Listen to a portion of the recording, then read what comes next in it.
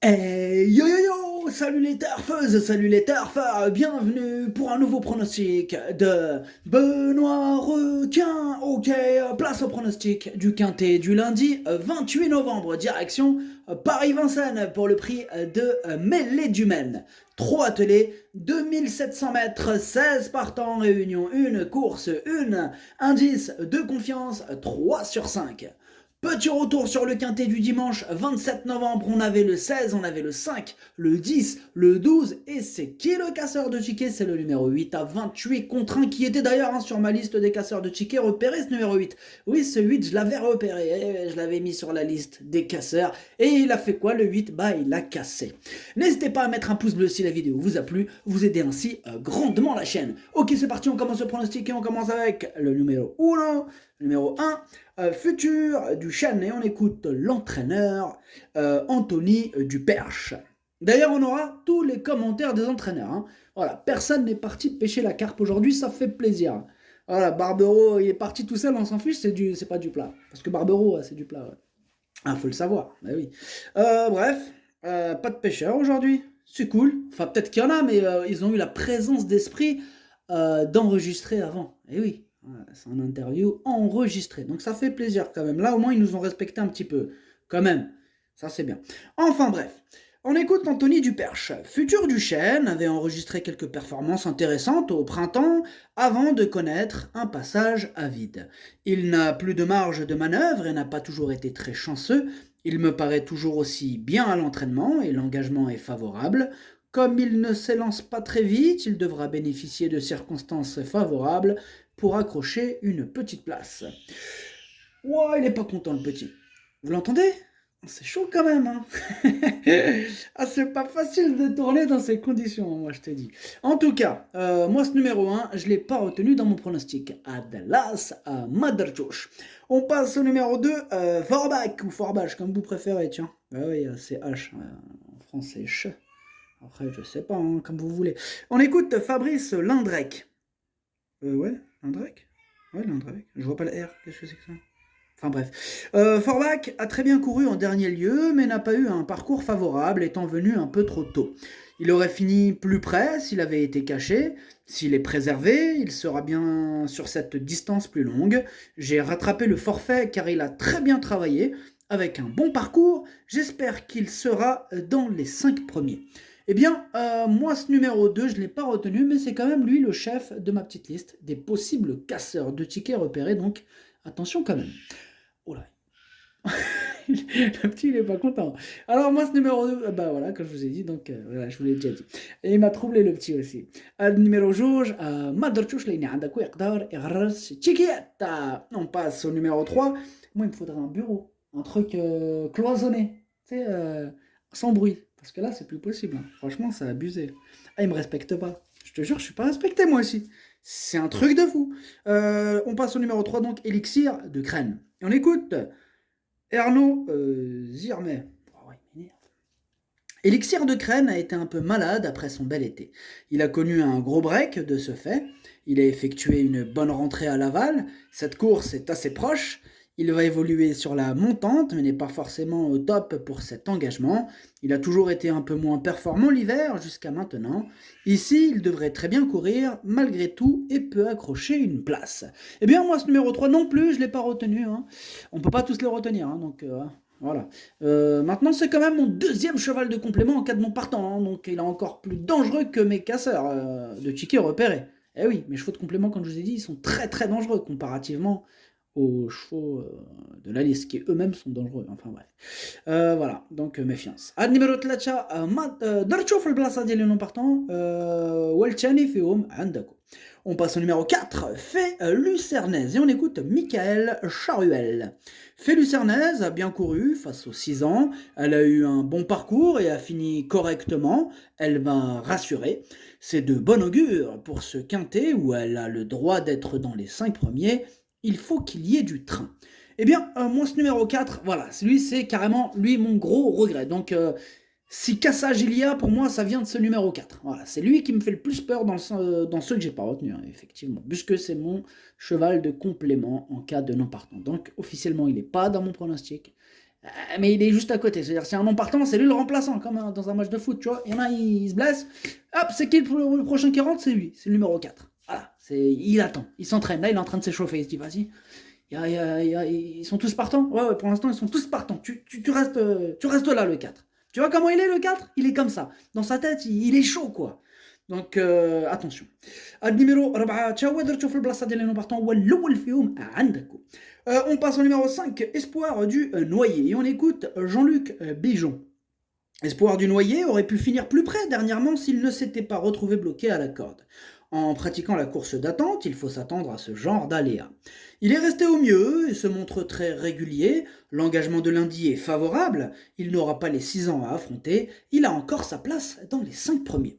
Eh bien, moi je le pense aussi, qu'il a sa place. Je l'ai gardé en bout de combinaison. On passe au numéro 6, Emeraude del Fedo. Et on écoute Olivier Touvet. Emeraude del Fedo a de belles courses montées à venir au cours du meeting. Ici, elle est dans sa catégorie à l'attelé. Elle avait couru proprement plusieurs fois cette année dans cette spécialité. Au sulky, la déférée des antérieurs lui convient bien. Ce n'est pas un objectif en soi. En courant sagement, elle peut accrocher une petite place. Bon, moi j'y crois pas à ce numéro 6, je ne l'ai pas retenu. Ad numéro 7, Madrchoch. On passe au numéro 7, Figolu Phraséen. Et on écoute Mademoiselle Victoriane Marigots. Figolu Phraséen s'est couché dans le tournant final pour son retour à Vincennes et a pris le galop. Je le préfère à Enghien, notamment en raison de ses grandes allures. Ici, on n'affronte pas les 6 ans. Je retente le coup sur la grande piste. C'est un peu le point d'interrogation. Physiquement, il est très bien et demeure donc compétitif. Eh bien, moi, ce numéro 7, je l'ai retenu. Sachez que c'est lui, le 8e de mon pronostic. Ad numéro 7, Wal Diali. On passe au numéro 8, Éolien de Chenu. Et on écoute Christophe Alain Maillet. Éolien de Chenu était un peu excité en partant en dernier lieu, faisant une faute et perdant sa place. Il avait besoin de courir et cette sortie va lui avoir fait du bien. Il n'est peut-être pas revenu à 100%, mais j'espère quand même qu'il va être dans les 5 premiers. C'est un cheval un peu bouillant en partant, mais après, il est gentil. Eh bien, moi, ce numéro 8, il me plaît bien, je l'ai gardé en 5e position. On passe au numéro 9, Filou d'Anjou. Et on écoute Éric Bedard. Filou d'Anjou est avant tout un cheval monté. Ici, c'est une remise en route avant de revenir prochainement sous la selle. Il faut le regarder courir en attendant le monter. Et oui, sa discipline de prédilection, c'est le trop monté.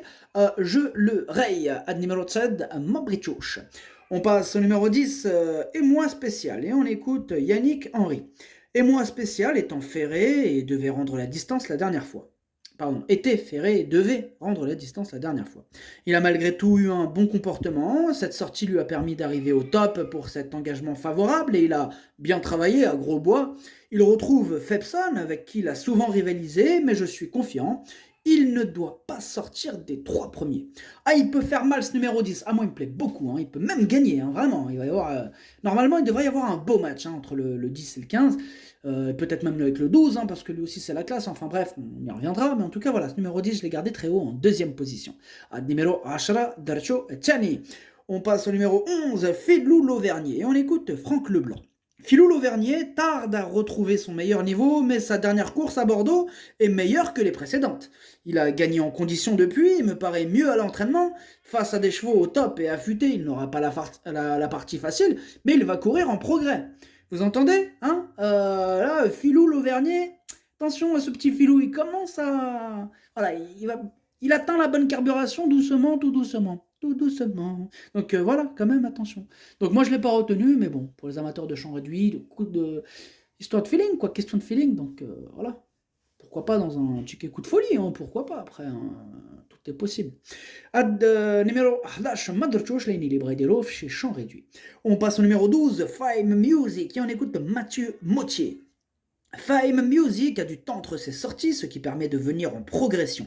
Cette épreuve n'est pas un objectif en soi, je prends les courses comme elles viennent, elle est bien placée, sur la montante, elle a déjà montré de belles choses, ici elle devrait lutter pour les premières places.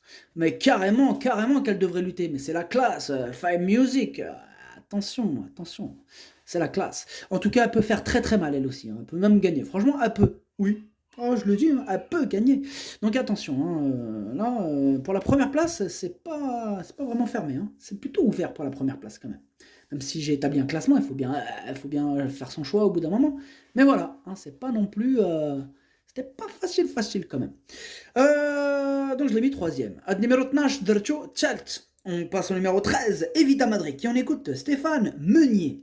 Evita Madrid a bénéficié d'un petit break après un été chargé. Elle a été un peu retardée dans sa préparation à son retour. Aussi, elle ne va pas se présenter affûtée. Elle aura un bon engagement, mi-décembre. Elle sera alors plus compétitive. Ici, elle peut manquer d'un peu de rythme. Elle va garder ses fers. Sa présence à l'arrivée serait une surprise pour moi. Bon, Stéphane Meunier nous a bien refroidi là. On n'a plus envie de le mettre. Franchement, tu l'écoutes, bah, tu le rayes en fait, tout simplement. Donc voilà, hein. Bon, moi perso, je ne l'ai pas retenu, mais il est quand même au milieu de ma petite liste des possibles casseurs de tickets repérés, hein. Voilà, en cas de défaillance avec un bon parcours, bingo, c'est possible. Donc c'est pas une totale impossibilité non plus, attention. النمرة 13 ما درتوش ليني عندكو يقدر يغرس شي تيكيات. On passe au numéro 14, Flash Gordon. Et on écoute Maxime Bézier. Flash Gordon n'est jamais très performant l'été. C'était l'occasion de l'arrêter un peu. Il a 2 parcours dans les jambes avec les fers. J'ai accentué le travail depuis. Il répond bien le matin. J'aurais juste été plus confiant avec une course supplémentaire. Il sera pieds nus cette fois. Il sait finir ses courses et David Thomas le connaît parfaitement. Je penche plus pour une place que pour la victoire. Moi, il me plaît bien ce numéro 14. Attention à lui, je l'ai mis assez haut en 4e position. Ad numéro 14, Drcho Rabat. On passe au numéro 15, Fepson, et on écoute Alain-Henri Robin. Fepson est resté bien et a bien travaillé vendredi matin. Il est assez dur. Normalement, il doit terminer dans le quintet gagnant. Bah, j'espère bien quand même, hein, parce que là, ça serait grave, hein. Lui, là, il va lutter pour la victoire, normalement. Attention. Ah oui, je sais pas, il m'a l'air... il est... Ouais, il a pas montré sa chaleur, ses calors, son calor. Il a pas trop montré ça, tu vois. L'entraîneur, là, il était en mode... Enfin, bref. Moi, en tout cas, je l'ai mis en tête. C'est mon préféré. Ad numéro 15, الأول ديالي. On passe au numéro 16, Express de Liton. Et on écoute Patrick Terry. Express de Liton était un peu surclassé la dernière fois. Il a molli à 300 mètres à l'arrivée, ce qui était normal, hein, pour une rentrée en étant ferré. Cette sortie lui a permis de préparer ce très bon engagement qui arrive à point nommé. Il doit courir caché, il est prêt pour prendre au moins une place. Là, on le sent déjà plus chaud, Patrick Terry, et pourtant, hein, il ne possède pas non plus la première chance. Ce numéro 16, je l'ai gardé en bout de combinaison, mais voilà, faut pas non plus sous-estimer, hein, c'est pas le plus riche pour rien, hein. Et oui, si c'est le plus riche, c'est qu'il en a gagné de la course. Voilà, donc quelque part, attention à lui. Moi, je l'ai gardé en bout de combinaison, mais il peut peut-être faire mieux, hein. Ça serait pas la première fois qu'on voit un truc comme ça, quoi. Enfin bref, le pronostic... non, je vous ai dit quoi? Pardon. Ad numéro stash, Drcho Saba. Voilà. Le pronostic, ça donne 15, 10, 12, 14, 8, 5, 16. Merci d'avoir suivi cette vidéo. N'hésitez pas à mettre un pouce bleu si la vidéo vous a plu. En plus, ça aide beaucoup la chaîne. Pour accéder à tous mes tickets pour la course du Quintet, rendez-vous directement en description de la vidéo. À jouer avec modération. Bonne chance. Chopez-le-moi. Ciao.